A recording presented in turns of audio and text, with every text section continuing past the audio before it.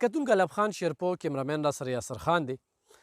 الب خان شیرپو په پیجونو باندې نن سبا خلکو ته صرف د چاولې ښکاري وریجې. وی الب خان خلکو له زنانو له وریجې ورکوي. خلک وږي دي او لوږې تندې پې تېرېږي. تاسو ته صرف وریجې یادېږي. دا الحمدلله د الب خان شیرپو ویلفیر فاونډیشن دا لوی پراجیکټ دی. په دې کورونو کې خلک ژوند کوي. یو شاته ورپسې د کروړه روپو دغه مدرسه ده. نو دغه مدرسه د تېرو 2 کالو راسې بنده ده او دغه مدرسه وه چې هغې کې موږ سره هغه باجي کوم کوشش کړی و، هغې دلته کې ځمکه اخیستې وه په دغه مقصد باندې چې په دې باندې یو مدرسه جوړېږي او په هغه مدرسه باندې بیا موږ سټارټ واخیسته او الحمدلله هغه مدرسه چې کومه ده دې ځای ته ورسېدله.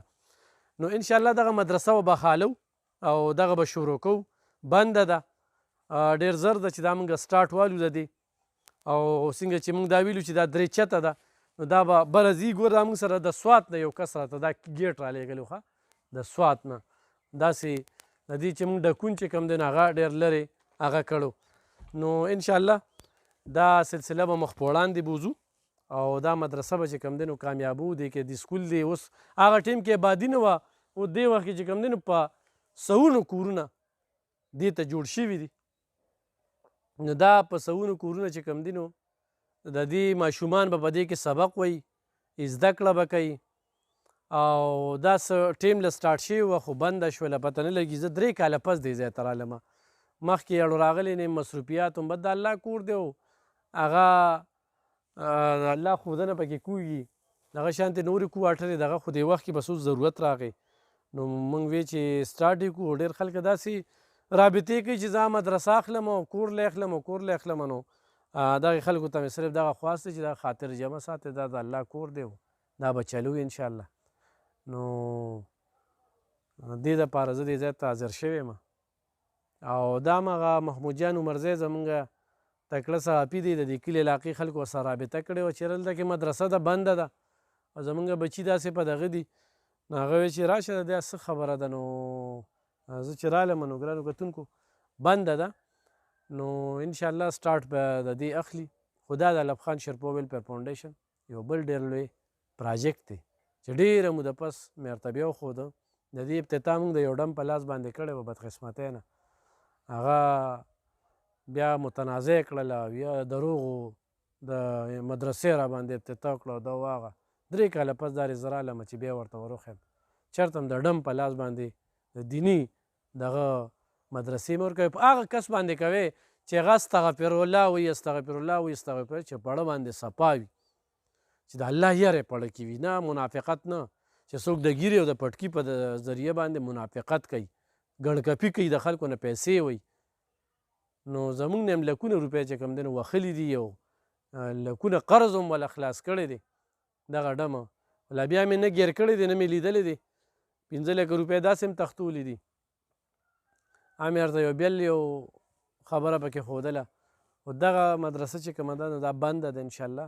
دا چې کولو شي نو بیا به تاسو ته ښایو. ورسره کتونکو موږ چې یو مخکې راتلو دې مدرسې ته نو دلته کې به کورونه نه اوس ډېر کورونه دي دغه مخامخ زموږ مدرسه را. تاسو ته پته چې هغه د شپې غله راغلي وو او د دې نه یې ورونه پټ کړي وو.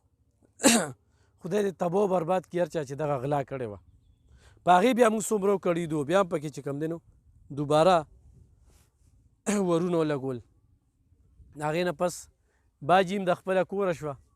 الله دې خوشحاله ساتي چې چای په سر لاس کېښودو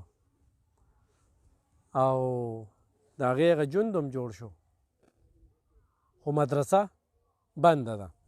نو مدرسه چې کومه ده الب خان شیرپو ویلفیر فاونډیشن نور مصروفیات او پراجیکټ یې زیات وو. پکې د الیکشن فیصله هم پکې کړې ده او خلکو ته موږ د دې مدرسې ذکر کوو چې د ایس پي دفتر شاته مخو ډیری کې دې ته مخو ډیری هم وایي، پلټون ورته وایي.